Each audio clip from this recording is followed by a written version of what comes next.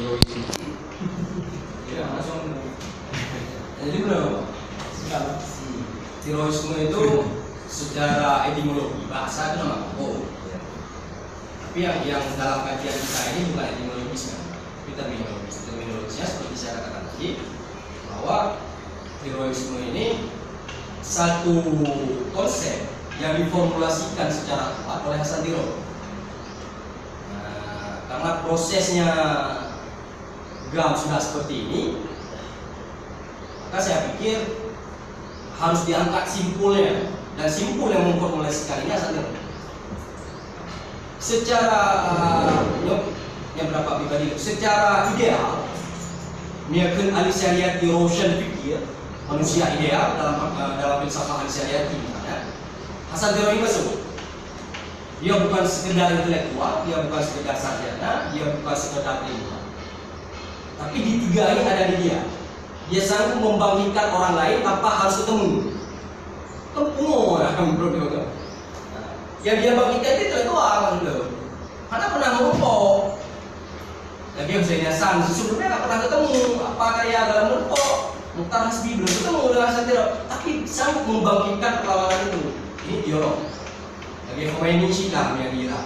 Khomeini di Perancis itu udah minum perang dan sebagainya. Yang menarik sih, kapasitas dia itu mampu sehingga saya menyimpulkan dialah orang yang mampu memformulasikan seluruh spirit, seluruh etik yang ada dalam sejarah Aceh yang telah dilalui oleh ulama Aceh, yang telah dilalui oleh pejuang Aceh, dia yang mampu.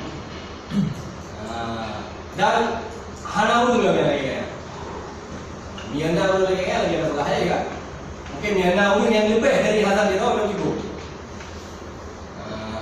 Makna Sinawa yang AS yang Kenapa yang kira-kira benar. Tapi hidup Hasan Tiro seorang intelektual, ahli hukum, ahli diplomasi, orang paham agama, menurut dia orang alim, mampu menafsirkan tafsir, menafsirkan Al-Quran dan lain sebagainya. Jadi, jaringan kuat, harta cukup, akses oke, kayak sih.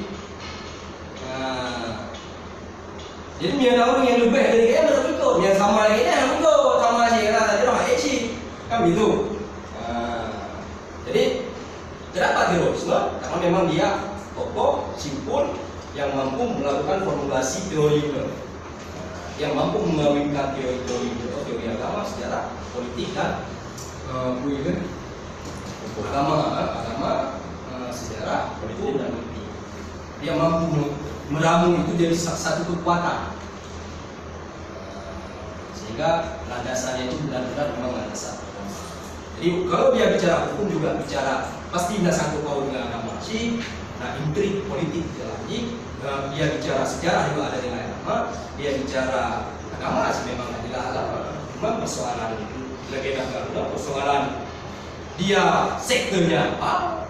Syafi'i, Wahabi, Syiah. Ini bukan persoalan kita untuk kita bahas, kan? Intinya dia memiliki hujah, memiliki dalil, memiliki sandaran secara agama untuk mempertanggungjawabkan apa yang dia lakukan secara agama. Persoalan yang sektor urusannya, yang harap udah mendebatnya. Persoalan interpretasi saya mikir, interpretasi dalil. Nah, kenapa saya katakan mazhab? Mazhab itu kan metode istinbat, istidlal, cara cok dalil.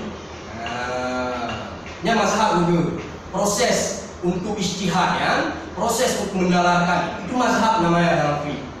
Jadi dalam politik Hasan Tiro ada beberapa teori, kemudian dia mengistimbatkan, mengistidlalkan, dicok dalil dari teori demokrasi, teori filsafat, teori negara, teori sejarah, dia jadikan satu konsep.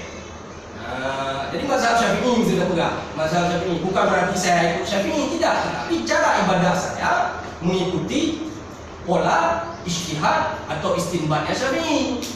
Cara hukum belum dalam ibadah lagi Syafi'i. Dan tauhid misalnya Syairah atau Maturidiyah misalnya. Seperti terorisme juga seperti itu. Ketika bicara terorisme bukan berarti saya misalnya bukan berarti Hasan Tiro atau pengagum Hasan Tiro, tidak. Saya menarik melihat proses istimbat, proses istidlal, proses ijtihad yang dilakukan oleh Hasan Tiro terhadap beberapa teorinya. Dia mampu. Ya kan, beda sejarawan tapi dari begini. Anda sejarawan yang gitu juga. Dia malah rektor apa? Ayo sih sejarawan kasih. Tapi kalau dia baca sejarah hanya boleh. Selain dia baca buku dan sebagainya. Artinya ada kekuatan di proses ijtihad dia dalam sejarah, interpretasi dia dalam sejarah. Demikian, assalamualaikum warahmatullahi wabarakatuh. Terima kasih kepada